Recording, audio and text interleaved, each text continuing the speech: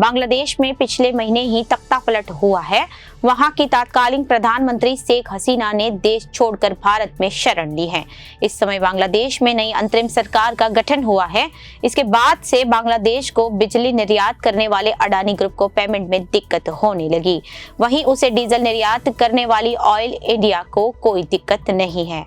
पिछले दिनों ही यह खबर आई थी कि अडानी ग्रुप का बांग्लादेश पर हजारों करोड़ रुपए का बकाया है। ग्रुप ने वहां की नई अंतरिम सरकार को चेतावनी दे डाली है।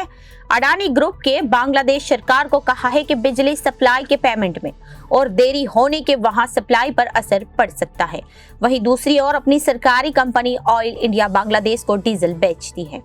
उन्हें कहा वहां से पेमेंट मिलने की कोई दिक्कत नहीं है। ये बात खुद ऑयल इंडिया के शीर्ष प्रबंधन ने स्वीकारी है। अडानी ग्रुप की एक कंपनी बांग्लादेश को बिजली की आपूर्ति करती है। इसके अलावा कंपनी झारखंड के गोड्डा में पावर का प्लांट लगाया है, वहीं से बिजली का एक्सपोर्ट किया जाता है। इसी कंपनी का बांग्लादेश सरकार पर कुल $800 मिलियन यानी 80 करोड़ डॉलर लगभग 6,720 करोड़ रुपए का कर्ज है। इसमें से करीब $500 मिलियन करीब 4500 करोड़ रुपए का पेमेंट ओवरड्यू हो गया है।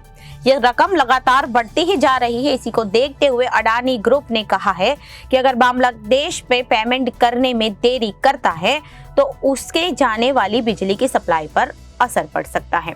सरकारी कंपनी ऑयल इंडिया के चेयरमैन रंजीत रथ ने बताया कि उसे बांग्लादेश को डीजल निर्यात के पेमेंट में कोई दिक्कत नहीं है।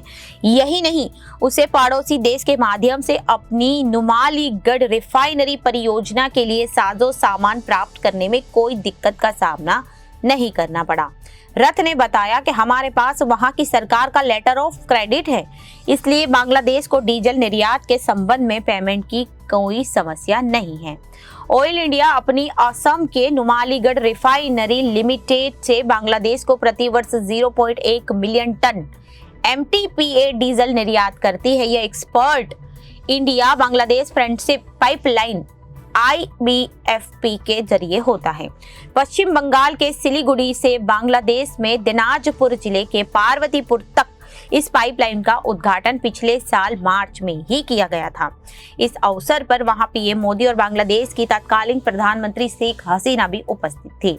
इस पाइपलाइन की क्षमता सालाना 1 मिलियन टन डीजल ट्रांसपोर्ट करने की है। NRL असम के नुमालीगढ़ के अपनी रिफाइनरिंग क्षमता को 3 MTPA से बढ़ाकर 9 MTPA कर रही है।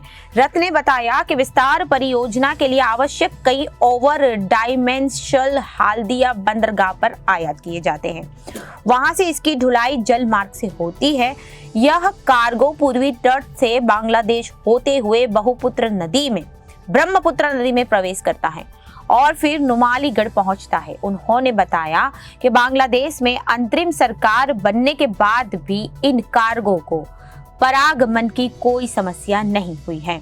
रथ ने बताया कि NRL का लक्ष्य दिसंबर 2025 तक अपनी विस्तारित रिफाइनिंग क्षमता को चालू करना है। इसके बाद स्टेबलाइजेशन में 6 महीने और लगेंगे। उन्होंने बताया कि पाराद्वीप बंदरगाह को नुमालीगढ़ से जोड़ने वाली 1635 किलोमीटर लंबी क्रूड ऑयल पाइपलाइन भी तब तक तैयार हो जाएगी।